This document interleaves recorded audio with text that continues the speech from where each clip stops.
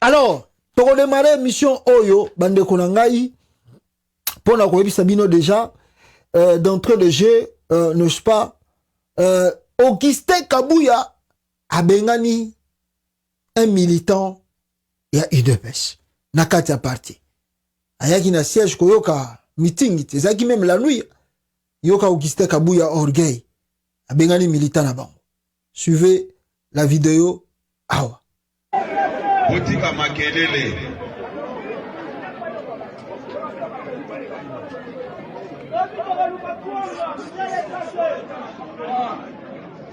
Yo motolobi makamwa misala leka liboso yakana. Yakao. Yakao. Bobeta ete yakao. Yakao. Nalobi telema. Moi, je n'aime pas les ordres. Ozola nangamalam. Nalongwe kokurir ba accident na nzela te pona ko sano ba betiza. Bima libanda. Bima libanda. Bima. Il faut me faire banda. Comme ça banda.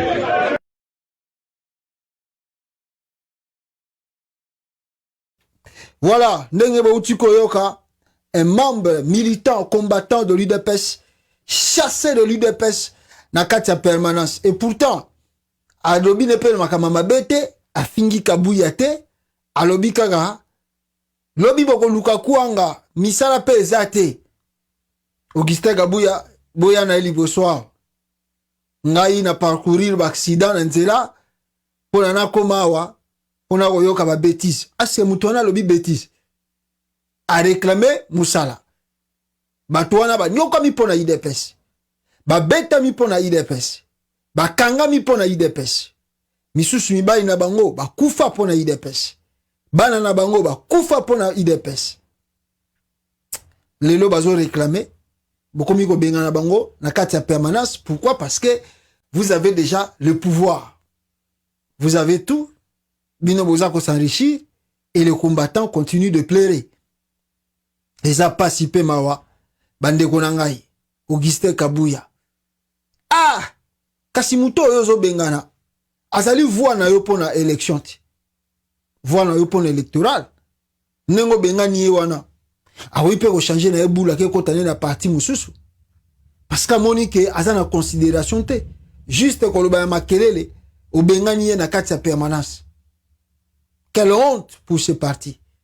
En tout cas, nde baloba kaka ceux qui visionnaient surtout en Afrique accueilli au mona bato batika la na simanae bako saboter kaka vision nae.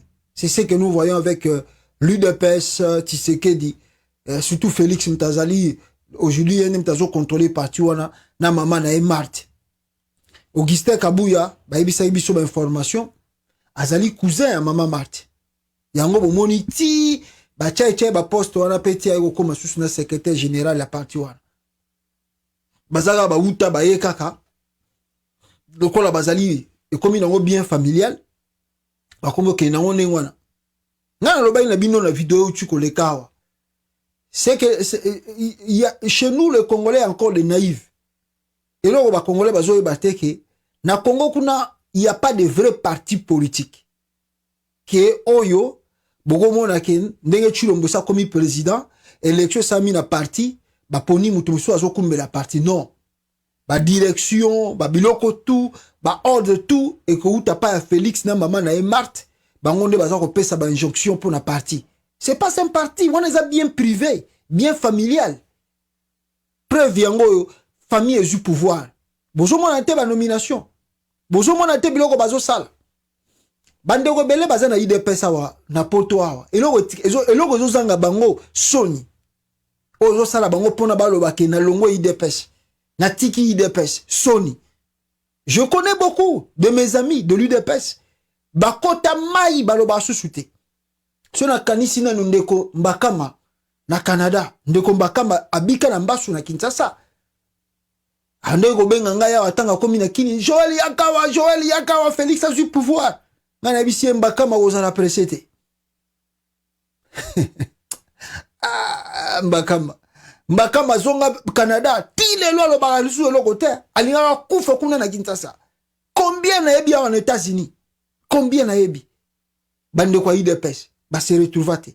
mais so otali ndenge ba soutenir papa Etienne na mususu ndenge ba soutenir Félix.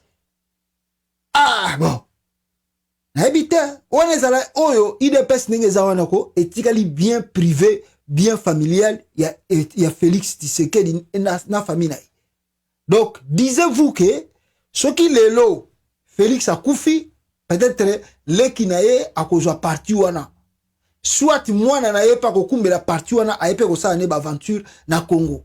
Malheur à nous, ce n'est que nos frères di Kasai bango ne ba comprendre te tellement aussi, je sais pas, fanatique c'est le kata mutu okomona bango ba kolanda même mwana Félix ata mwana ngwa Félix bazolo bazalo ko la papa na ye atanga te, mais bato IDPS bakoninga na bango bakumisa mwana wana ya Félix.